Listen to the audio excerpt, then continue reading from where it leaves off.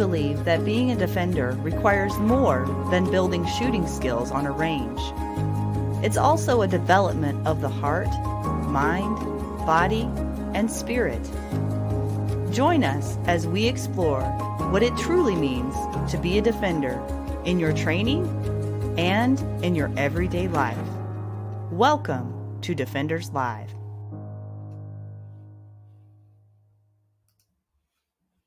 Good evening, everyone. Welcome to Defenders Live. I'm your host, Laura Thorson. Super excited to be with you again on a Wednesday evening. Tonight, I'll be talking with Attorney General of Montana, Austin Knudsen. We'll be talking about a lot of things. And if you know me, I'm curious. I'm very curious. So we'll be talking about a lot of things, but for sure, we'll be touching on gun control and censorship, as well as other topics. You might be wondering why I'm having Austin on the show tonight, because isn't Defenders Live a gun show? Well, no, it's not really a gun show per se. We do teach firearms instruction at Defenders USA, but our mission is to foster growth in people as a whole.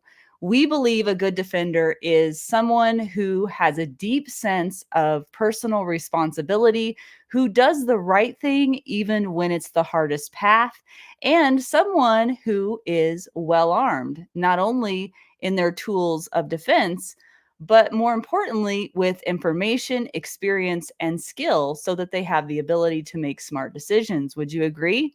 So I'm hoping that in addition to having a little bit of fun tonight, we will also learn a few things that maybe we didn't know before in order to make better decisions in our lives for our family and ourselves. So stay tuned for that in just a little bit. But first, if you're new or watching this as a replay, welcome. We're so glad that you're here. Please drop in the comments where you're watching from. We always want to hear from you. And Austin has agreed to do a live Q&A at the end of the broadcast. So if a question pops in your mind during the show, just put that in the comments. We'll gather those at the end of the show. This episode is brought to you by Patriot Mobile. Patriot Mobile is America's only Christian conservative wireless provider. They offer broad nationwide coverage using the same towers as the big guys, but for much less per month. Patriot Mobile has plans to fit any budget, and their customer support team was 100% US based. And more importantly, they share your values and support organizations fighting for religious freedom, your constitutional rights, the sanctity of life, and our veteran and first responder heroes. So if you're interested in checking out what Patriot Mobile has to offer, go to the link in the description below. Mr. Adam Winch, the founder of Defenders USA, is behind the scenes, and I think he will be beside me some of the show too, helping me out tonight. Thank you, Adam, for being a part of the show tonight. It's kind of an exciting one. Yeah, this is truly, honestly, a hero of mine, somebody who's worked their way to the chief law enforcement officer for the state of Montana, right? Head of all cops, right? Those are my people. But on top of that, a scholar of the law. So I'm truly intrigued in this one. As you said, right, we need to be well-rounded in all areas. Yeah. And I think that we as defenders need to be able to understand our law just as well as we do anything else, right? We've got to go face Johnny Cochran if bad things happen, right? So we need to know the law, and we need to be able to defend ourselves, not just in the moment of bad things, but in the long-term criminal, civil, and administrative aftermath that comes. Yeah. So this is a fantastic person to have on the show. I know. I can't believe he said yes. I wonder if he'll be questioning it by the end of the show. So if you're interested, guys, in learning more about Defenders USA, if you're new here, you can go to defenders-usa.com and search up more about me, about Adam, and all the other instructors at Defenders USA. So a couple of announcements before we begin. Defenders Live is now officially on almost every podcasting platform, including Spotify and Apple Podcasts. So be sure to subscribe there and go to Facebook and go to our private Defenders Live Facebook group as well for all the upcoming stuff there. So don't be shy. Again, if you have comments, chime in, be a part of the show. That's why we're live, so we can interact with you guys, so you guys can be a part of the show. And again, we'll have that live Q&A at the end of the broadcast. Is anybody here tonight? Hey, Scars, I see you from Ohio. Gary from Helena. I don't know how to say your name, sir, from Scottsdale, but thank you for watching. Eric from Oregon's in the house. Deb from Belgrade, Montana. Deb and Gary, good to see you here. Sam from Whitehall. Trish, let's see, Trish and Peter and David. Okay, great. All of you guys watching from Three Forks. And Adam's chiming in from Arizona. I'm sure there's many more on here that never chime in. That's okay. And we'll probably gather more as the show goes on. So let's get right into the interview with Austin. Austin Knudsen was sworn in as Montana's 25th Attorney General in January of 2021. He's a fifth-generation Montanan who grew up a farm and ranch kid in Northeast Montana. Austin received his undergraduate degree from Montana State University and his law degree from the University of Montana. He opened his law firm in Culbertson and served as Speaker of the House before running for county attorney in Roosevelt County, where he prosecuted criminals and saw the drug and crime issues up close. Then he decided to put his legal skills and leadership abilities to work for all Montanans and ran for Attorney General as the head of the Montana Department of Justice, which includes the Highway Patrol and the Division of Criminal Investigation. Austin has made public safety the agency's top priority and is working to keep Montana safe and a great place to live and raise a family. So let's welcome Mr. Austin Knudsen onto the show. Hey there, sir. Good evening. Yeah, well, I'm excited to have you on. I almost hate to call you a politician, Austin, but I've never had a politician on the show before. It's kind of a swear word in my house too, so I know, right? It is kind of a much. swear word. Yeah, exactly. So I wanted to start with a couple of, I guess, more personal questions, and then go into more professional, what you do every day in your job type questions, because I'm sure you get everything. And I'm sure Adam will have some questions here as well. But can we just start off first by applauding you for coming on a live broadcast? I don't know that there are many people that would, especially in the political realm, that would take me up on a live broadcast. Maybe I could be wrong, but I've had guests in the past who wouldn't even come on the show unless they had all of the questions in advance. And you did not request that. It doesn't scare me. I do call-in radio shows all over Montana, and actually some of the radio hosts say the same thing, that I'm the only one that they ever have come on that will take live calls and just off the cuff. Mm-hmm. But yeah, no, I enjoy it. It's not a problem. It's fun. It's something different I get to do, and not just read canned speeches, and right. Just be normal, be a human, and talk to people. So no problem. Well, if you know your material, right, you should be able to spew it at any point in time and talk about it, because it's conceptual. You know it well. I mean, we even had the Queen of England die on us just so she couldn't come on the show, right? They never responded. She died off just so she couldn't come on the show. So we're so glad to have you here. No, glad to do it. Adam. Always there for comic relief, aren't you? So we do have something in common, Austin. We both grew up on a ranch. And so it's really funny. Of course, I'm going to ask you the question of, well, since you grew up on a ranch, tell me what it is about growing up on a ranch that helps you in your everyday, job, which I'm sure you can name off. But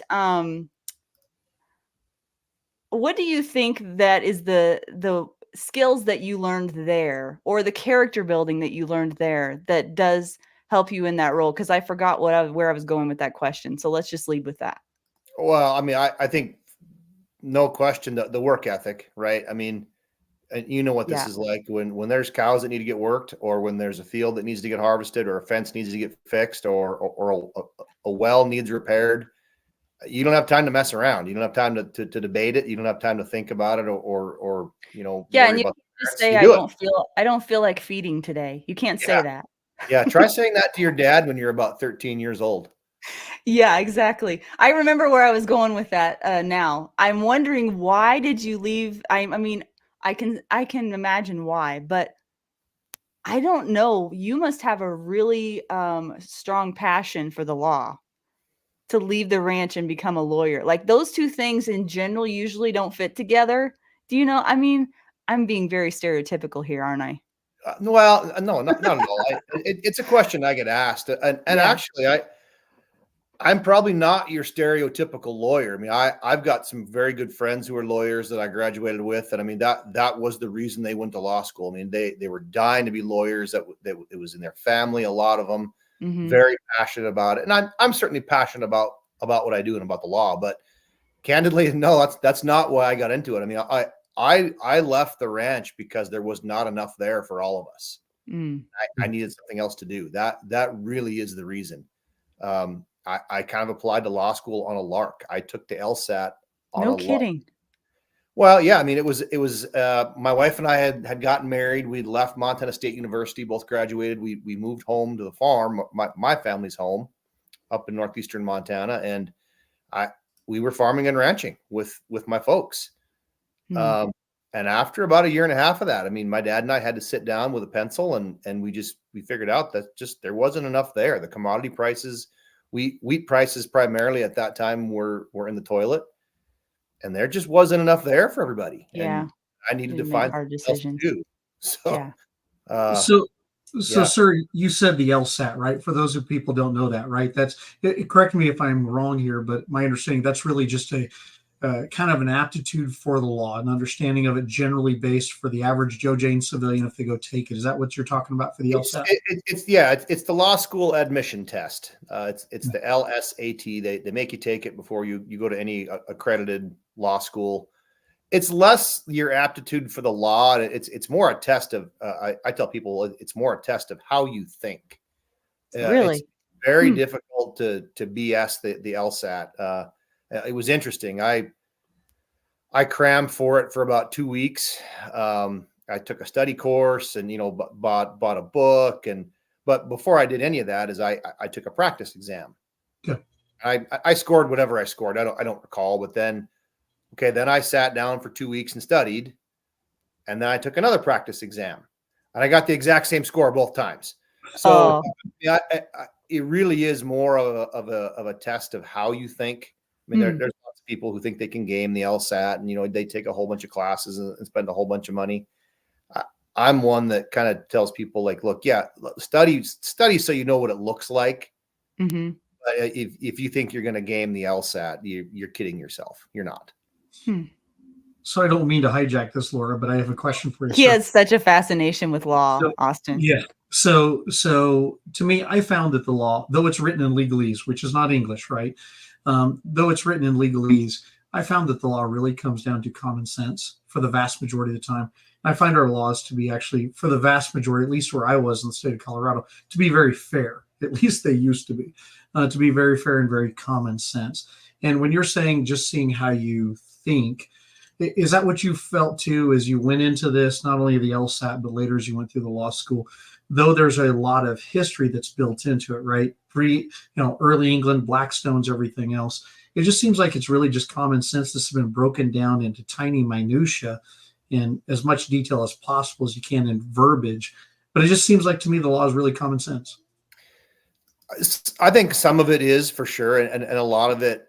I mean, just as a lay person, I mean, it's not difficult to read statutes, and figure out what your state legislature or even your national legislature in the federal Congress has done.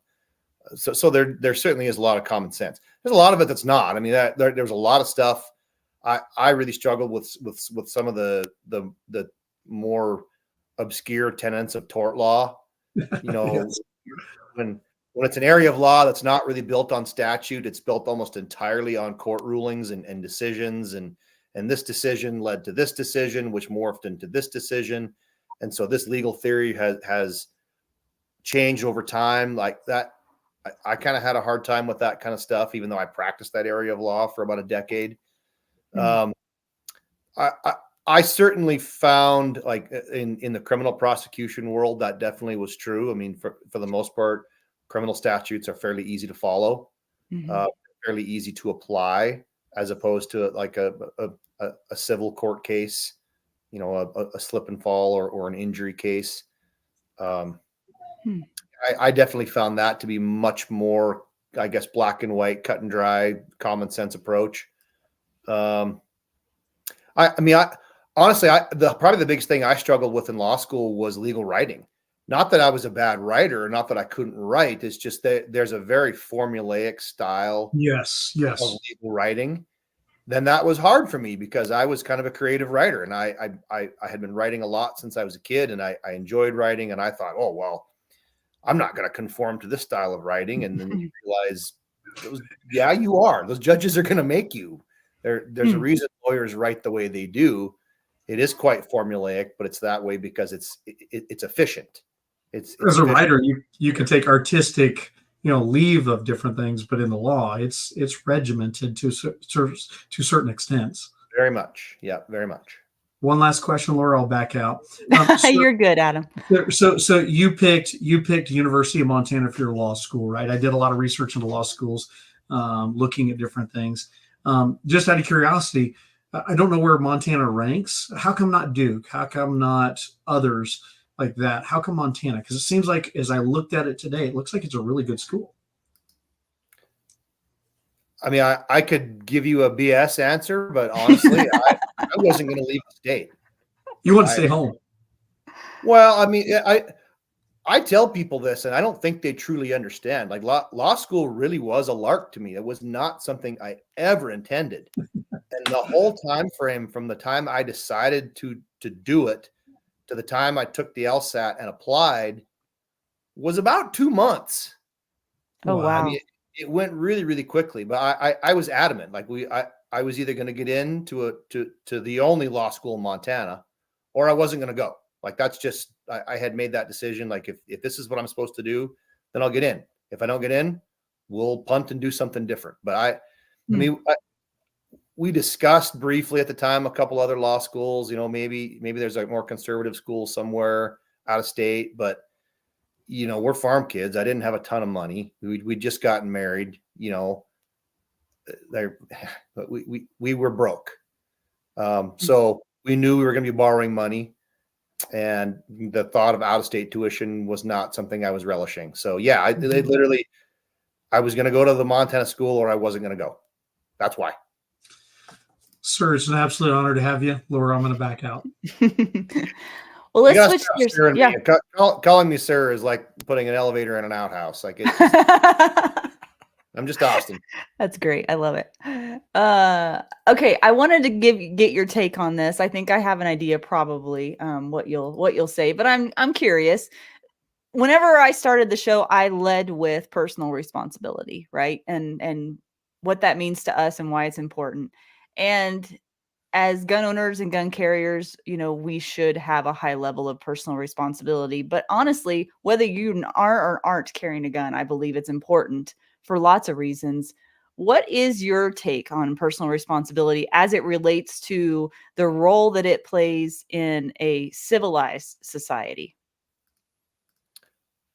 It's paramount. I mean, personal responsibility is right up there with private property, especially in this country. I think the two kind of go hand in hand. We have a lot of God-given rights in this country, including the right to keep and bear arms, including the right to free speech.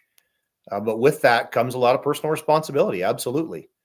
It's a huge deal. I don't know. I mean, it probably didn't really solidify with me until I started having children, just how much personal responsibility I had. It's one thing when it's just you kind of stumbling through life, and, even when it's just my wife and I, but you start adding a couple of young brains there that need guidance and need an example to follow. There's a ton of personal responsibility there. So yeah, I think it's a huge, very important part of our society. I think though that is something really we should start building in early. I know that there's a period in all of our lives where we're just kind of like floating around lost, generally in our 20s, late teens, but personal responsibility. Oh, I misspelled that, Adam. Will you fix that, please? It should be SEN. I could read it on his face. So what was I saying? Yeah, I think that personal responsibility, as you were referring to it, as once you have kids, it's definitely something that kicks in. And I do believe that, but I think fostering that early in life is paramount. Yeah. And I think that perhaps you or I may take that for granted a little bit because of the environment we grew up in. But there's a lot of kids out there that aren't getting any sense of that. early on, and then and I think are even more lost as they get older. So anyway, that was just my take on it. So I was just curious what your thoughts were as well. Yeah, well, I definitely think we've become more of a humanistic society. Mm-hmm. Starting to become the participation trophy society, and that's a Right. big part of what we see.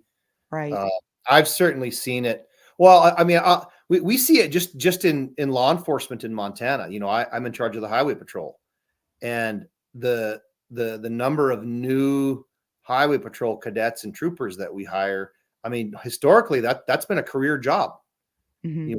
Once you decide to be a highway patrol trooper, you typically stick with it for 25 years and make a career out of it. And that there's a lot of honor, there's a lot of respect, there's a lot of tradition.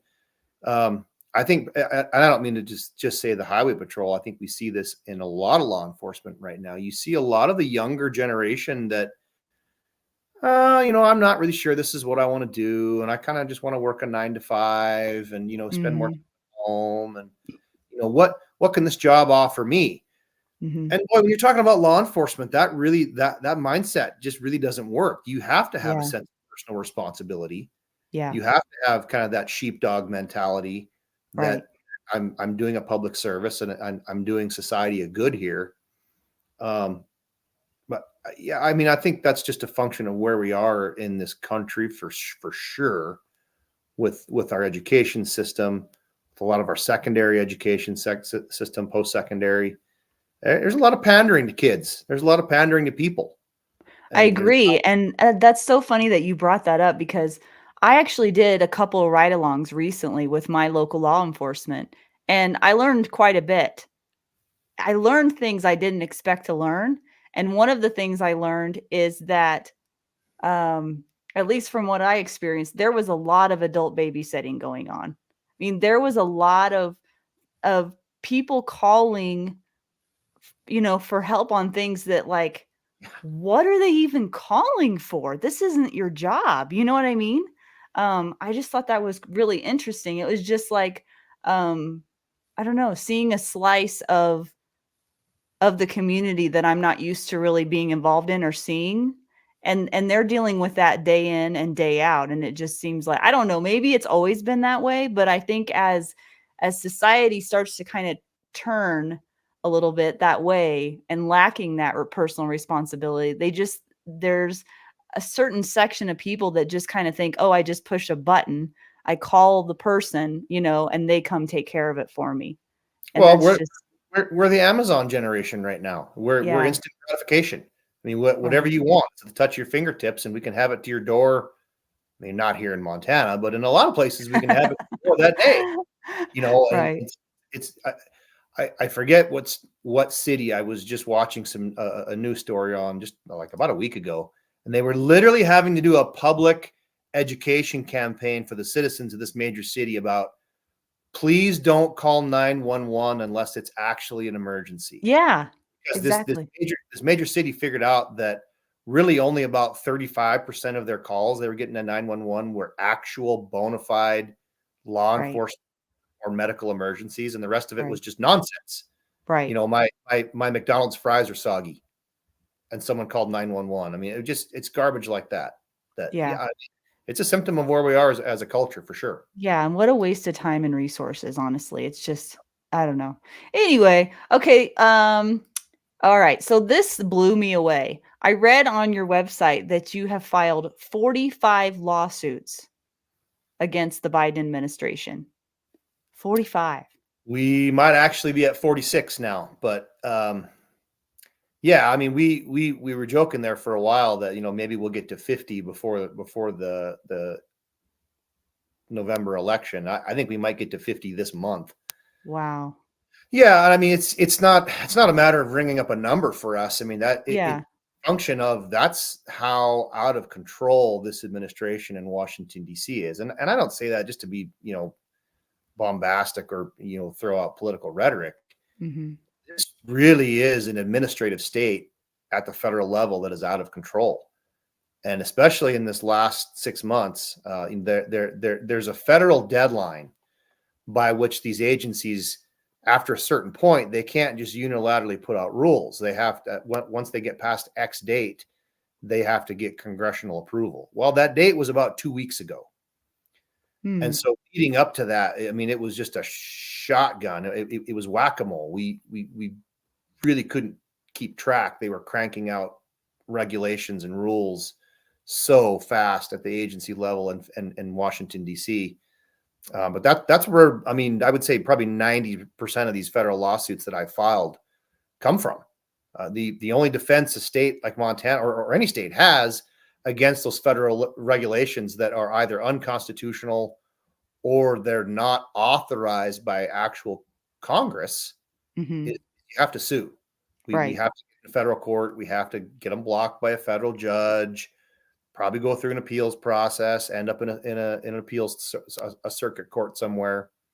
And there's so many different issues. That's what's so crazy about it. It's just like whack-a-mole is a great way to put it, because that's what everything feels like right now. When I was putting together questions for this interview, I'm like, there's a gazillion things we could talk about. What do I narrow it down to, you know? And so I do have this question, and I don't know how you're going to answer it, and because I don't know how I would answer it.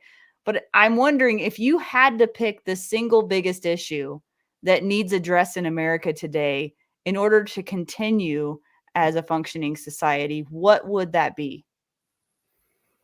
I know. Boy, that's a really big. Well, look, okay, yeah, no, that's actually an easy one. Now that I sit here and think about it, it's the borders. It's national security, because that affects everything. But really, yeah. To laser focus it down, it's the southern border. I mean, Montana, we're as rural of a little state as it gets, and we're northern border. We don't see a lot of traffic on the northern border, but that southern border is responsible for the largest astronomical increase in illegal, dangerous drug use and dangerous crime. The increase that we've seen in Montana just in the last decade in those two metrics is just that meteoric, doesn't even begin to touch it. I mean, it's insane. We're a small little rural state. We shouldn't be having these kinds of crime issues and drug issues that we are. And it's literally all attributable to that southern border. I mean, we know where these drugs are coming from.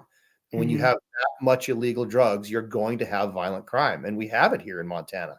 People might not know it, but our state crime statistics bear it out very clearly. We've got a real problem here. So yeah, I mean, if I had to pick one thing, it's border security. So that's the southern border, period. Yeah.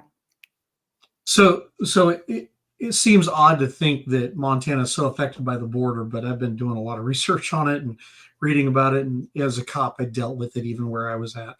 Can you give us an idea of what's going on in Montana simply related to the border, right? There's massive, terrible problems. I think there's an extreme danger to law enforcement, even to the locals, because of it. But can you give us an idea? Because I think this percolates beyond just Montana. It goes across the entire United States. But you have a bird's eye view of Montana that nobody else has. Can you tell us about that? Yeah, and you're absolutely right. I mean, this is not just a Montana problem. I mean, I've got 25 other colleagues on the Republican side across the country, and they're all dealing with this. Yeah. I mean, we used to kind of joke about it, but it's not funny anymore. I mean, we're all border states. It's true. So yeah, I mean, just a couple of quick numbers to put things in perspective for you. I mean, just in the last 4 years, call it 5, say 5, since 2019, our law enforcement fentanyl seizures in Montana. Okay, so this is just the fentanyl that we've taken off the highways and off the streets. That number in Montana has increased 20,000%. That's huge. I'm very aware of what I just said there. That's not a typo. That's not a misstatement. I mean, the math is that astronomical. I mean, 5 years ago, I was prosecuting. I was a county attorney, and I was in kind of a bad county. You know, I was right up against the Bakken oil field in North Dakota. I was on a reservation county that got a lot of its own challenges and legal challenges and crime and drug use. But all I was seeing 5 years ago was meth. Yeah.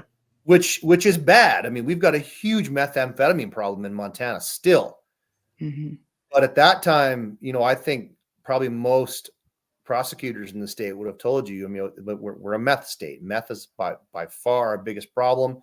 It had been for about 15 years. The speed at which fentanyl has come into this state and not just caught up to methamphetamine, but now overtaken it, is just stunning. And none of this stuff is being made domestically. None of it's being made, let alone Montana. It's not being made in the country. We know where this stuff is all coming from. It's all coming from the Mexican drug cartels.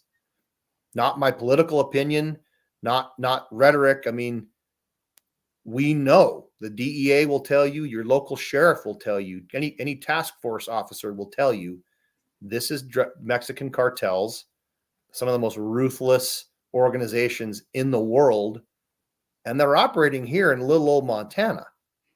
And the reason they're here is really simple. Their fentanyl is worth a lot of money up here. They can make a lot of profit, and that's why they're here. That's why they're pushing it. But yeah, I mean, that's probably the most staggering stat that I have. And far more than meth, right? Meth becomes a personal thing that really affects the person, right? Yeah, the family by the marriage to it, but the fentanyl goes outside, right? That's what we just had a guest here on the show that was desperately hurt and completely retired simply from law enforcement, several decades, simply because of fentanyl. And I deal with that in my own family daily, of having the fear of what fentanyl can do. So to me, it goes far beyond meth. When I was copping, it was meth all the time, constantly, every day. You should probably explain that to him, Adam. Your wife is a cop. Yeah, you should let him know. He didn't know where that reference came from. I don't. All right, I got it. Now he gets it. Yeah. But now fentanyl, right? That's going far beyond to where even just the tiniest things. We just recently here dealt with somebody who got hurt simply because of simply touching it, had no no reason to be around it. To me, this has become the truly dangerous drug of the U.S. by design. Oh yeah, 100%. Like I said, I mean, it's certainly not just a Montana problem at all. I mean, I talk to any of my colleagues. It doesn't matter if they're here in the Mountain West or if they're in, West Virginia, Alabama, Kentucky. They're all dealing with the exact same thing that we're dealing with here. And those cartels have made huge inroads into our country. And look, I'm under no illusion that we're going to stop all demand and completely crack down on this stuff. But my God, throwing the front door wide open and making it so easy for those cartels to get that product into this country has certainly made this exponentially worse. Excuse me. So on that note, right, because the southern border is completely wide open, right? And I'd tell you purposefully so. And because there's such a massive amount, not just fentanyl, but I'd tell you probably some terrorism that's coming into this. How much has that stretched you as a caseload as an average attorney general, right? The average attorney general has the average caseload that's out there every year. I would tell you that currently in the last 3 to 4 years, the attorney general caseload of those who are actually concerned about it, because there's 20-something attorney generals that don't care, right? But of those who care, it seems to me like your caseload's probably, if not half times more, double to what it normally should be. Am I on the right track? Tough for me to put a number to that because the way it works in Montana, the individual counties elect their county prosecutors. That's your county attorney. What most other states would call a district attorney. We don't do that in Montana. We have county attorneys, independently elected. And that's your primary criminal prosecutor. And so now, as the attorney general, legally, I have supervisory authority over all those county attorneys. I can technically step in and direct them. Take cases over. Very, very unusual for us to do so. Now, what we do have at the Department of Justice is we have the Prosecution Services Bureau.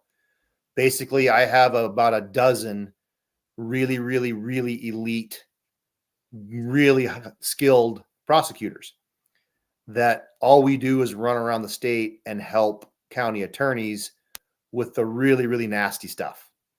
So the reason I give you all that background is I certainly think that team, we've had to turn down a lot of cases we would have normally taken in the past because we are so busy primarily with homicides and with child sex cases.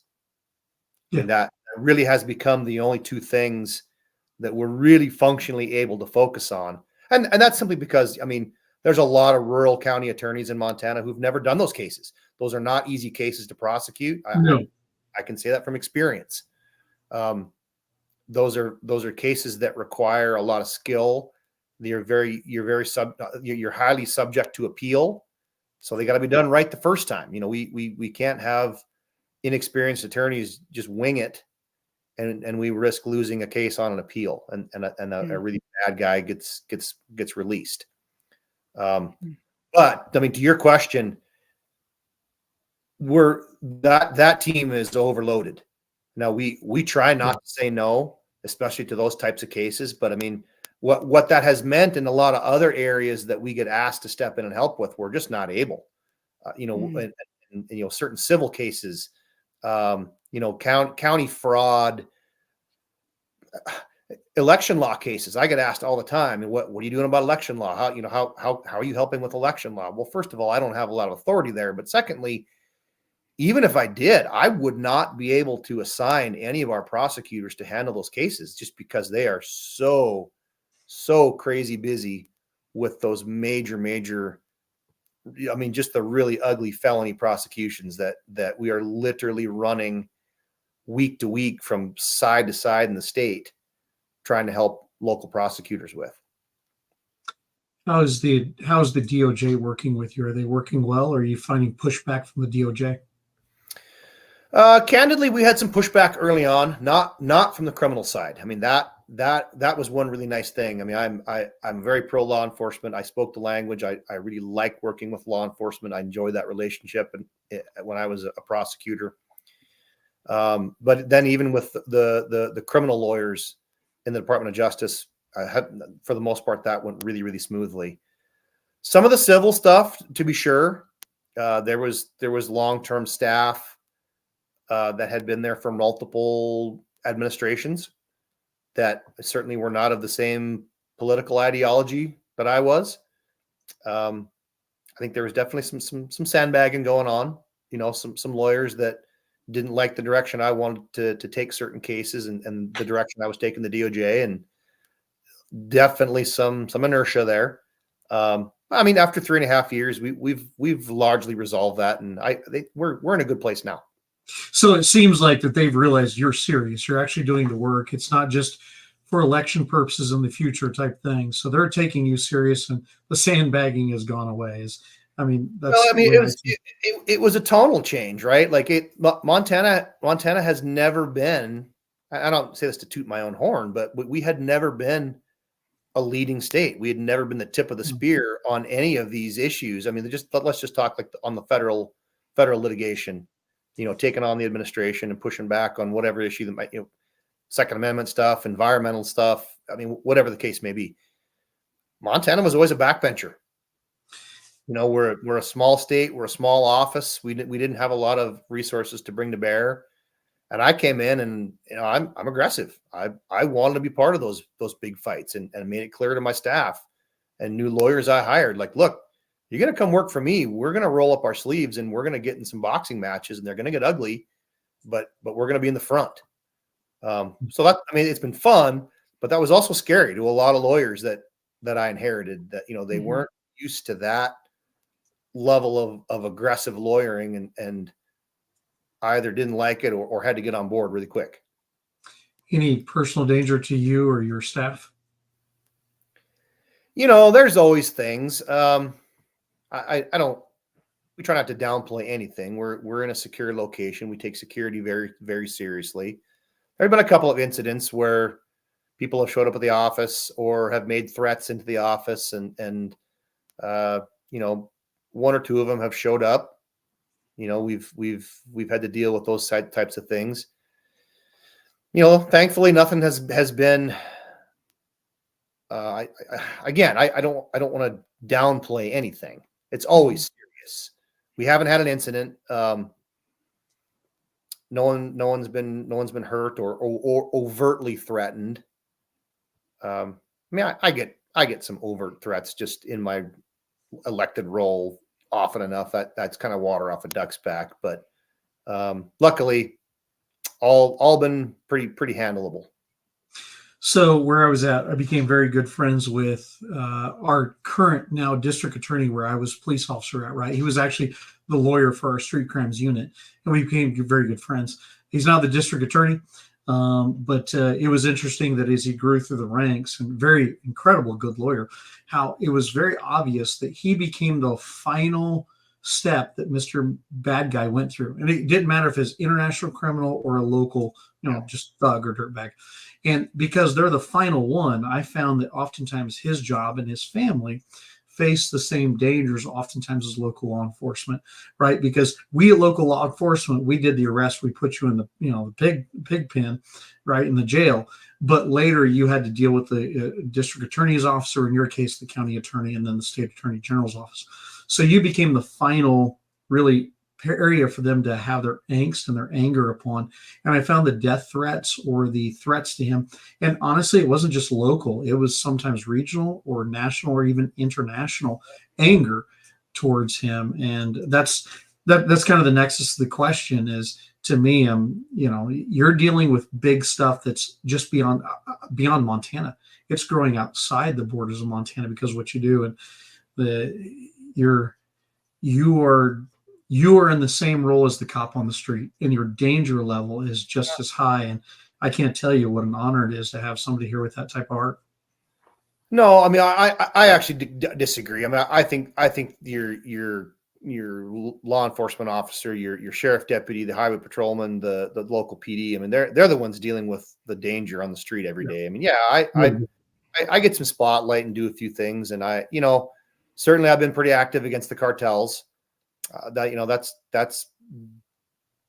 I would be lying if I told you we took that lightly. And there've been some things that we take seriously. We monitor things very closely. We're little old Montana, but we're still part of a pretty broad intelligence infrastructure.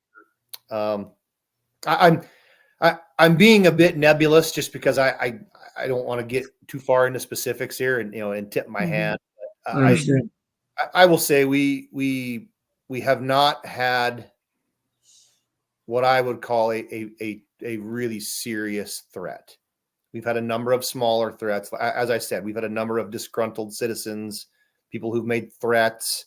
I mean, just personal mad at me because they think I'm the U.S. attorney. They think I can do something about their federal conviction.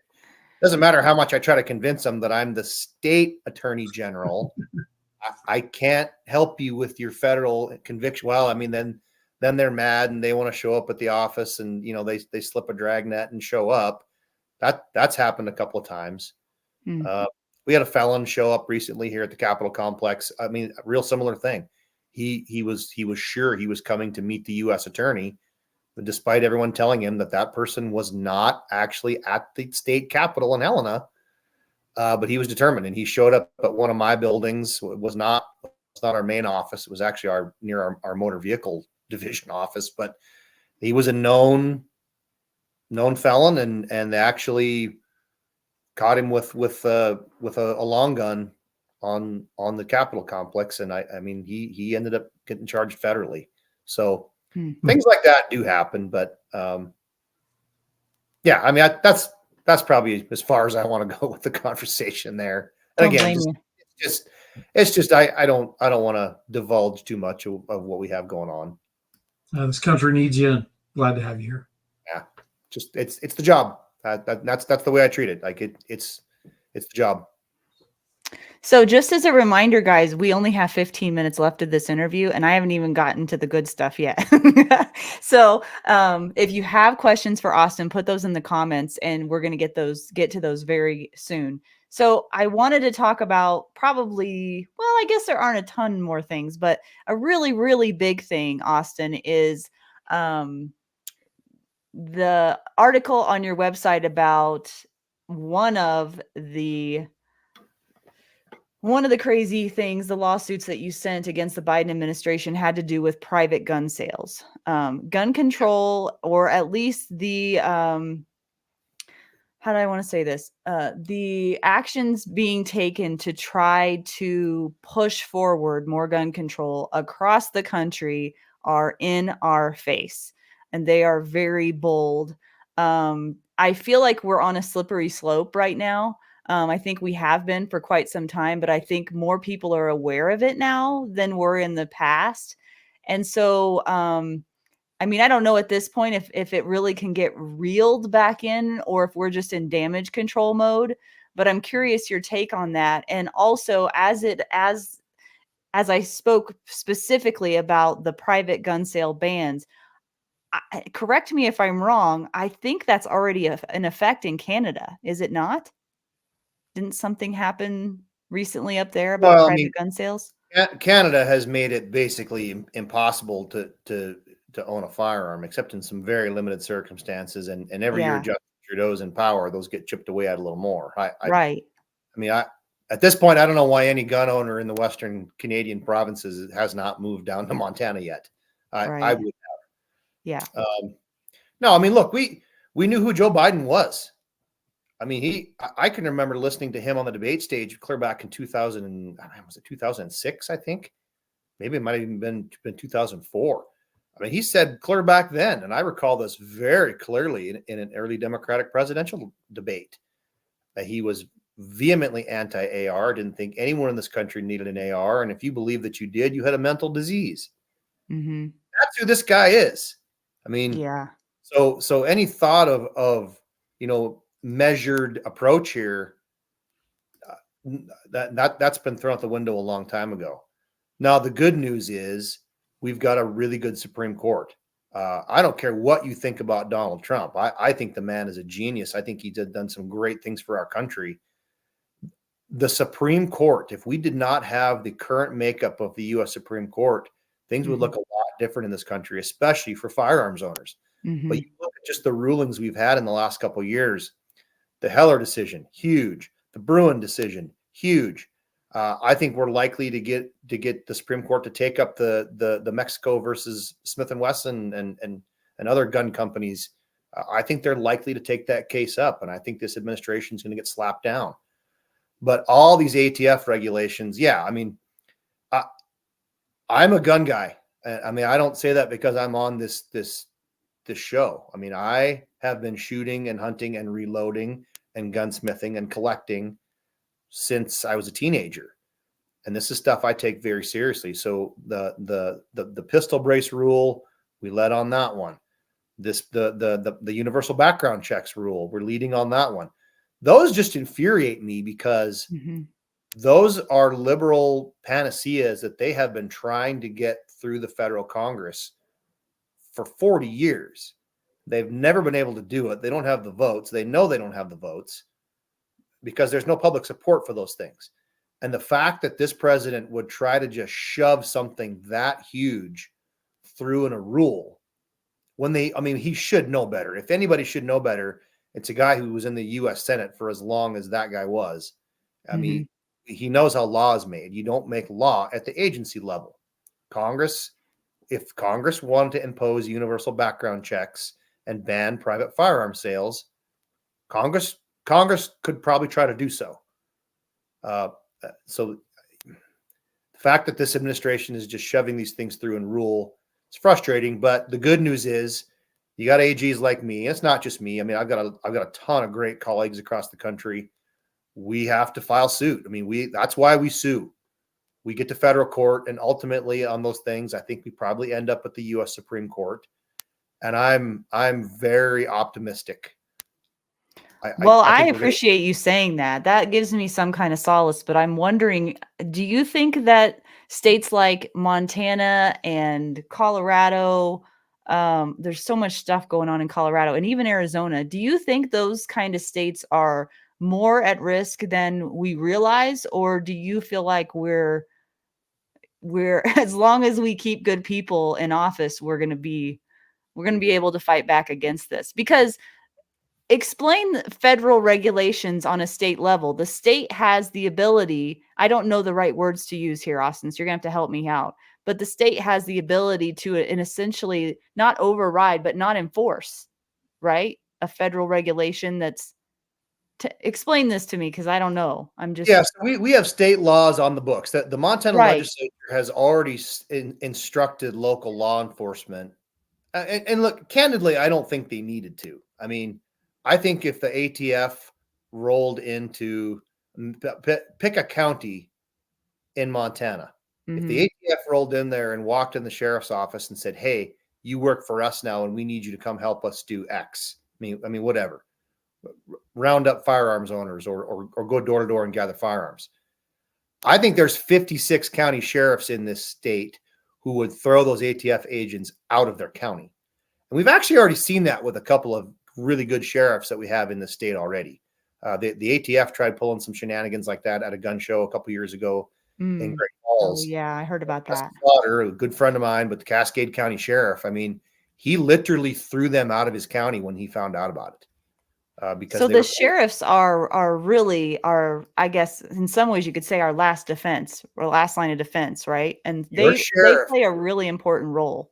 Your county sheriff is your highest elected law enforcement official. I mean, people think that's me. I have zero authority over police and over sheriff's offices in Montana. Zero.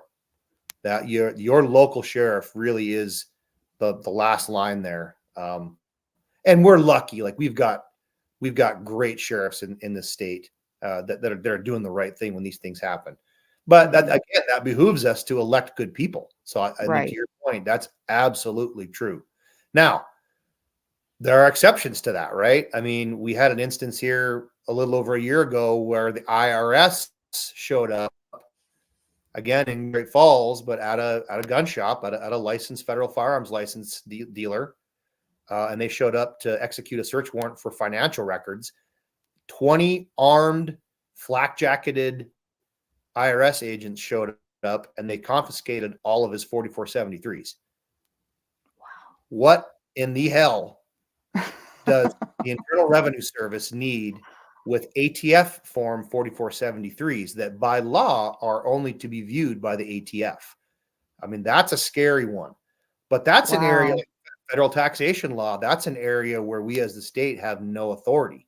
I mean, that's in the U.S. Constitution. There's a lot of U.S. Supreme Court case law. That's an area that belongs to the feds. So there are some of those areas where we have this jurisdictional rub, and that's certainly one of them. Wow. What is the forgive me for being ignorant to some of this stuff, but what is something that I read about where they're trying to make it even harder for business owners who have their is it called an FFL license? What's going on there? Because I know some gun shops, some gun owners of those businesses, I think that were kind of up in arms about what potentially could happen there. Could you explain that? There's a couple things going on there, but I'm really active in this sphere too. So this is part of the ESG movement, environmental and social justice. So that's not so much coming from the government as it's coming from like big business, big banking, big insurance, big tech, credit processing companies. I have personally several. I mean, whether it's a mom and pop gun shop, a brick and mortar gun shop here in Helena.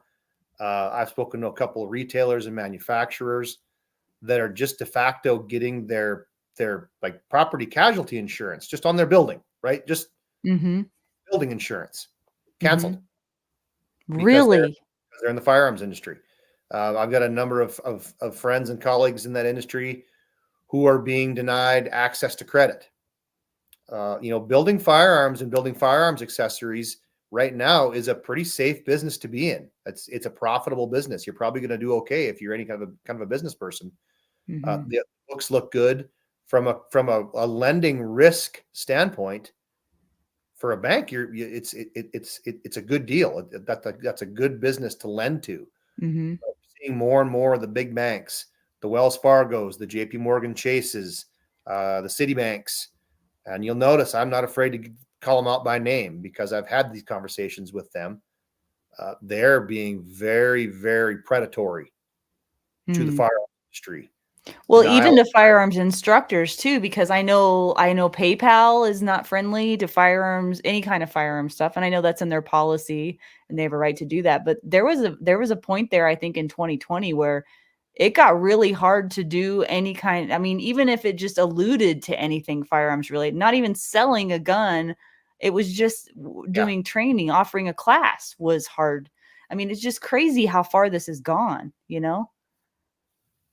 Yeah, it's dangerous stuff, and like I say, when you really trace that the tentacles that Hydra back, you do get back to a handful of very extremely liberal senators, but Mhm. also a lot of really liberal, you know, donors, a handful of big corporate. You know, the people talk about Blackstone and people talk about Vanguard. Those are big investment firms that are gigantic. They get themselves in positions of owning portions of these banks or owning portions of these companies, and they'll try to infiltrate them that way and damage these businesses. But we've especially seen it in banking, in insurance, credit processing. I mean, I've got friends in Yeah. the firearms industry that can't get companies to just process swiping a debit card Right. Yeah, exactly. because It's you sell crazy. yucky guns and yucky gun parts. It's crazy. It's very dangerous. The good news is we've started shining a light on it, and that's really all we've done. Mhm. Me and a handful of other state AGs, and those organizations do not like sunlight. That's been really surprising. I mean, just kind of calling them to the carpet and putting them out in the Hmm. press a little bit. It's been surprisingly effective. Well, that's good. Hey, Adam. So, two questions. So, what's the best thing that the average Joe Jane person here listening to this can do? Right? What can we do from the outside? And then two, the other thing is, right? I view the sheriff and the board of education, or at least your local education board, as probably your most important votes. Besides, You mean say like your say school board? yeah, Or your yeah, school board versus say your governor, your president, Mhm. your AG, right? Mhm. I'm looking at the school board and the sheriff as your most important votes. Who else would you add to that if you said, hey, these are the people you really need to pay attention to? your county commissioners. I mean Okay. that's your local executive and legislative branch, really. I mean, a lot of times the county commissioners, those races kind of fly under the radar. That those positions have a lot of power in Montana. That's who funds a lot of your sheriff's budget. Yeah, your Oh sheriff yeah. is elected, and that sheriff has their own agency, but a lot of times they're at the mercy of the budget that the county commission Mhm. decides to give that sheriff's office. Mhm. So that's a really important one. Big picture, Adam. I tell people, and especially firearms people, we tend to be conservative and we tend to sit on the sidelines and think, well, there's somebody smarter than me. There's not. I tell people of the gun to get involved. I mean, if you can help out a candidate, if you can work the phones, if you can go to the legislature and testify on bad legislation, run for office. Yeah. Trust me, if I can do it, you can do it. I mean, a lot of times, the fallacy that there's somebody else who's going to fight this battle for us, somebody smarter than me, is just not true. A lot of times, it probably is you. So get involved. Adam Don't. talks about being the guy or being the girl. Adam, give that spiel right now to the audience. If you're the guy, you're the guy, right? Here, my Lord, send me. Right? Yeah. If you Yeah. feel that call, you should be the one to do it. Yep. Yeah. If That's you're true. called, you better go. You might not get that opportunity. I mean, God calls you for a time. He might not call you again. So Mhm. And you don't want to be a Jonah. You'll end up in a whale, so. So we have a couple questions here, but before we get to those questions, Austin, I want to make sure and say it out loud because this will be on an audio only version as well. Your social media, Adam, can you pull that up real quick? You have an Yes. official Facebook page, and I can't remember it off the top of my head. Um, I mean, you can just search Austin Knudsen, Montana okay, in general. It'll come up. and Twitter. So you're on X or Twitter and Facebook. AG Austin Knudsen on Facebook and at MTAG Knudsen on Twitter. And then Hey, go ahead. hey, real quick, how do you feel that the other state attorney generals are working with you? Right, you said there's 20 something that seem to work with you. What do you think about the ones that are not there? Are they just completely pushed back? I mean, it's Republican versus Democrat, or do you feel like there's some good back and forth with even the ones that are in opposition to you politically? If there's a Democratic state AG worth working with, I haven't found them yet. I don't mean to be that cynical, but I'm just going to tell you the truth. I mean, the AGs that I work That's what I with, figured it would be. the ones that are effective, it's the Republicans. We do have a pretty tight knit group. For the most part, we do a good job. I mean, just the Smith and Wesson brief that we filed with the U.S. Supreme Court, that was all 26 of us, plus Arizona. Now, the reason Arizona got on that is I think their legislature elected to join, not their Democrat Yes, yes. We're working on changing that. We need to change it. Okay. All right. So question. Well, this is more of a comment than a question, I think. Brian says, no, wait, wasn't there more to this, Adam? Wait, hold on. Let me go back to the comments because. Yeah, I asked him to clarify, but he didn't. So probably never mind. Well, where's this full comment though? Excellent questions. Okay. He said, excellent questions. It is interesting and enlightening to hear candid responses from an attorney general. We seldom get insight into the state's chief legal office in my neck of the woods. So he's thankful that you're on here. And I think Brian's from Texas, isn't he? I'm pretty sure he is. The other Brian, question. You got a good AG down there too, right? We work with Ken Paxton's office a lot. Ken's a good. So, question about Ken Paxton. Do you think you're going to face what he did? Right, he's been through the ringer. I mean, they've attacked nobody harder than Ken Paxton. Do you see that coming for you at all? It's already here. Yeah, it's already here. Oh no, I've got a 41 count ethics complaint that's literally. I mean, the ridiculous basis of their complaint is because I'm a lawyer in Montana, I can't say critical things about our state Supreme Court. And I'm very critical of our state Supreme Court. They're awful. They're completely owned by the liberal trial lawyers, and I mean their rulings. Is that where the whole campus carry debacle came from? Yeah, that's what I thought. Yeah. Yeah, that's we could talk the whole show about that. Your question, just real quickly, Adam. Yes, it's not just me. I mean, certainly all the really prominent and not prominent, all the really aggressive Republican AGs across the country, whether it's me or any of my colleagues, they're definitely using lawfare. They're definitely using the judicial ethics complaint process to try to go after our law licenses and get us disbarred or get us off the ballot, for sure. Yeah. They're just going for it, aren't they? Well, I bet I can speak for probably a good portion of our audience. Keep going, please. Keep going. Yes, thank you. No, look, I figure if folks want to send me home, I'll go home. We'll go hard until she bucks. All right, Casey has a question here. What steps does the Montana AG's office take to protect the constitutional rights of Montana citizens when such rights are often abused at the municipal court level? He says this happens regularly in Billings. So, okay, Casey, I have zero authority over any judges. And that's a question I get asked a lot. I get a lot of people, they write the office, they call the office, and I got this judge here, and something needs to be done about this judge. That's a different branch of government. I'm in the executive branch. I have authority over county attorneys. But if you're talking about municipal court in Billings, you're dealing with a city attorney.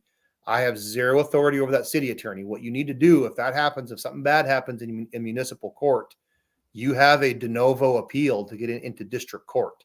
What does de novo mean? That means you get to start all over. The record from municipal court does not come up to district court. You're dealing with a whole new court process. That's your remedy if you feel your constitutional rights have been violated in municipal court. You petition into district court. Depending on how that goes, your next level appeal is the Montana State Supreme Court. But unfortunately, at no time do I have authority to step in and tell a judge, hey, I don't like what you're doing here. What I do is I work very closely with the legislature. I mean, those statutes and laws that those judges are following and using all come from the legislature. I'm a former legislator. I know that world. I speak that language, and I have a lot of friends in that process still. And so we keep a very close eye on what laws are being proposed and what legislation is moving through the Montana legislature, and that's quite effective. Look, if a county attorney is doing something they shouldn't be doing, I mean, there's cases I've done it. I've stepped in.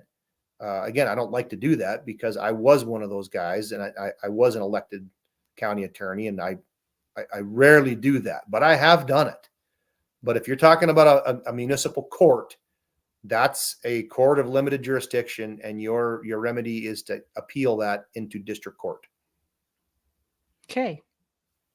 Well, thank you, sir. I don't see any more questions. I am just shocked that there aren't any more, and I'm not sure why, but we could get questions after the fact. But that's why a live show is usually so fun, because we get interaction with the audience. But thank you for those of you who did ask a question. I appreciate that. So we're going to wrap it up for the night, because I want to respect your time and the audience's time. We're over the hour now. Any final thoughts you want to leave with us, Austin? I mean, the biggest thing for me, and especially for this audience, is like I said, I'm not a poser here. I mean, I shoot and hunt a lot. Some people watch football on Sundays. I'm usually at my reloading bench processing brass. In fact, that's what I was doing before I came on this show. I'm a gun guy. I'm a shooter. I'm a reloader. I'm a hunter. So I take the Second Amendment very, very seriously. We're going to be on the front lines whenever there's a fight to be had, especially at the federal level, to defend that. So lots of other fights I'm involved in. I'm very proud of those as well. But I think probably with this audience, that's what I want to leave them with.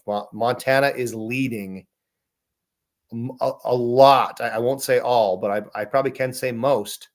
We're leading most of these cases and most of these fights at the federal level. And I'm very, very proud of my team and the work they're doing. Well, we appreciate the work you're doing, Austin. Thank you so much for answering the call.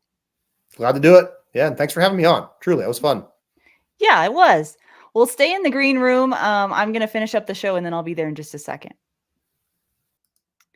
All right, so let's wrap up for tonight, guys. I do have some exciting news about our locals.com channel. For those of you who are my paid subscribers there, thank you so much for hanging in there with me, for supporting me and Defenders Live and all that we do here.